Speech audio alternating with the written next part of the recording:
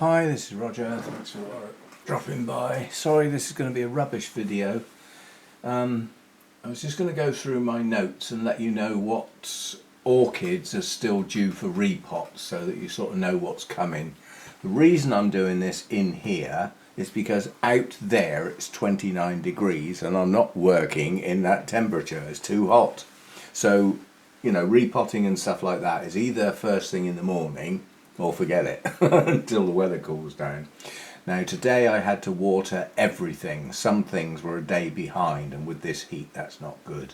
And that's quite a long job to water absolutely everything. The only thing that didn't get watered was the phalaenopsis on the kitchen windowsill, and they'll get done tomorrow. That's all that's left.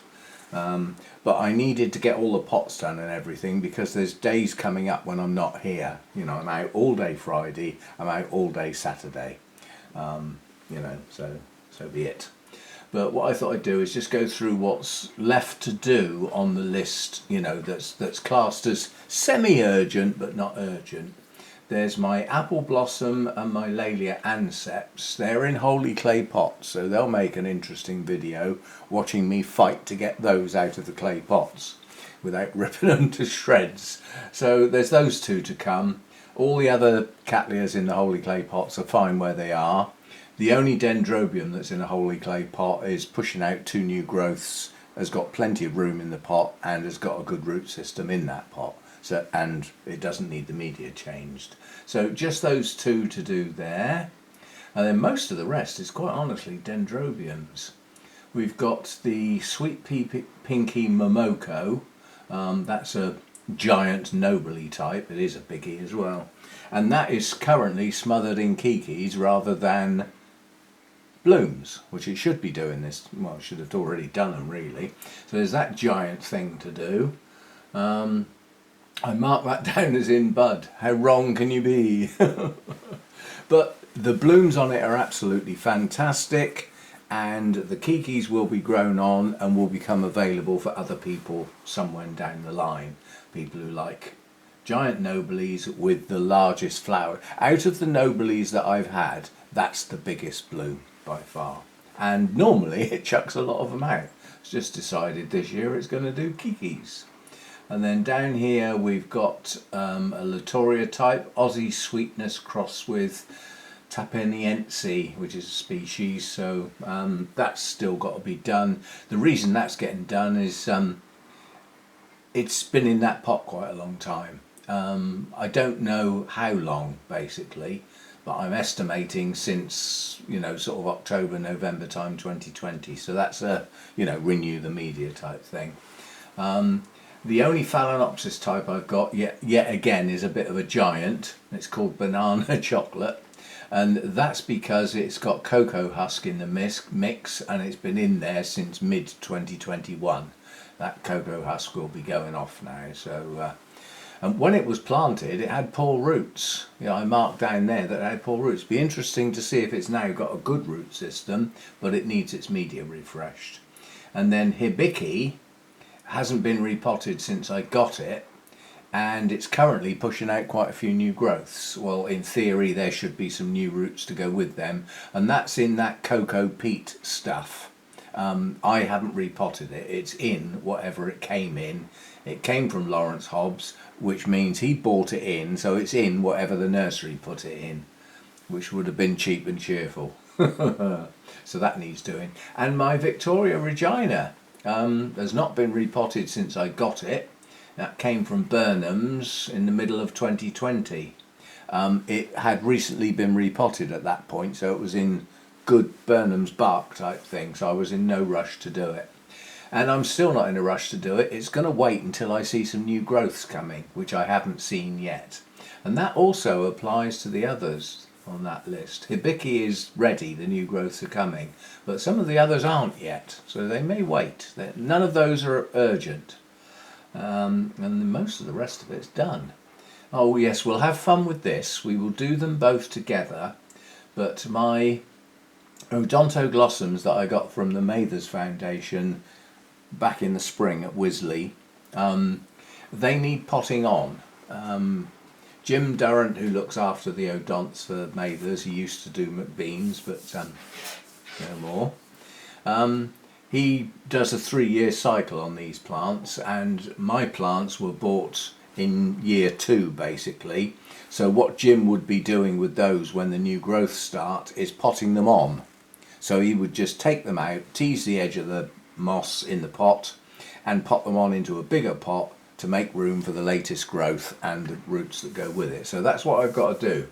So that'll be fun, because you can watch me play with 2 £100 plants. That's going to be fun. Not. They are worrying me on the grounds their value is high.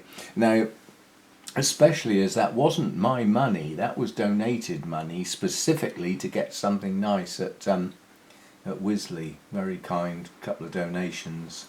Otherwise I couldn't possibly have afforded those, but beautiful blooms. And it turned out they were both the same hybrid. There's a dark form and a pale form, so although they look like different hybrids, they're actually the same name but just different forms.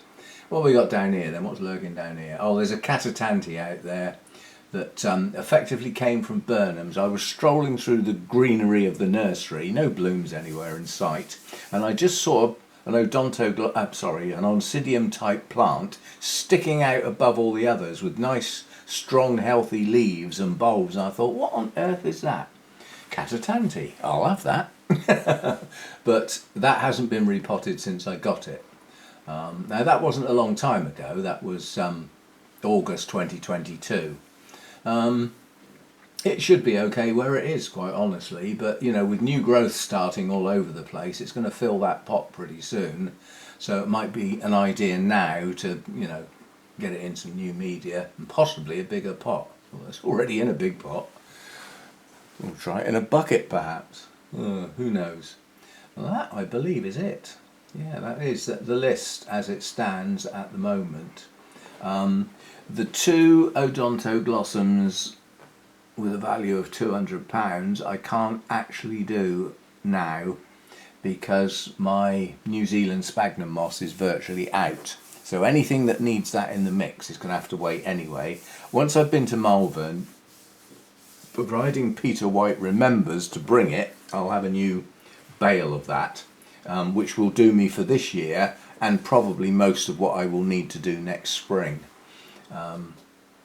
But I haven't got it yet and I'm virtually out, and I don't want to get those plants out of the pot and fiddle around the roots to find that I haven't got enough media to deal with them. It'll be the New Zealand sphagnum moss and small bark and perlite. That's what Jim uses for all of the plants at Mathers, and well, you've seen the videos. Pretty impressive. Anyway, so that's my video for today. Sorry it's a bit dull, but it just shows the workload that's left, which is not tremendous and can be plodded away at, and some things, although they're on the list, won't get done until those new growths start. And in my environment that seems to be later than, well, much later than it ought to be. New growths on Dendrobium should be March, April time. Day lengths going up, temperatures going up, but I don't get the temperature rise. Strangely enough, all of my things that are on hold and I was worried that they're dying are all coming into life now. They're all starting to grow, but with very few exceptions. So things are starting to recover, but they're recovering at midsummer, which means, you know, they have a limited time before the day lengths shrink back again and the temperatures drop. So hopefully I can kick them on, feed and water well and all that cobblers, and see what we can do. Anyway, that's it for today. As I've done all my watering today and I've got very little to do tomorrow, I will do some work in the grow room, a repot or something. I might have a go at the 2 holy clay pots tomorrow. I'm only saying might, no decisions made, but I can get on and do that in the morning because I haven't got much else to do. I also need to make a bonsai video. It's been a while, and that channel doesn't grow, it just sits there. So and it sits there because it doesn't get many videos posted. That's because there isn't much to do. All the repotting was done a while back. There's not much trimming or pruning to do. I'm not buying any more plants, you know, so it's a bit of a static time. A lot of the other bonsai channels aren't posting much either, so, you know, that's how it goes. Anyway, if you've watched this, thanks for dropping by and putting up with a in the scheme of things of YouTube, you know, promoting fantastic videos to people, you know, that want to watch and things like that, this is pretty mediocre. And it's all I could think of, quite honestly, so that's what you've got. Anyway, see you next time. Thanks for dropping by.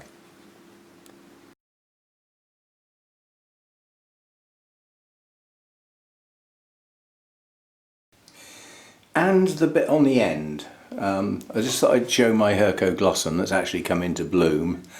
Since taking it off the mount and putting it in the pot, it's still showing no signs of actual new canes at the base of the plant, but nonetheless it's continued to bloom. So still one of my favourite dendrobiums, this is. Absolutely gorgeous. Right, so the bit on the end. I am going to have a go. I need to prove I can do this first, but the idea is I'm going to do a Q's and A's video tomorrow for people to leave their questions. This is subject to things going the way I want, yeah?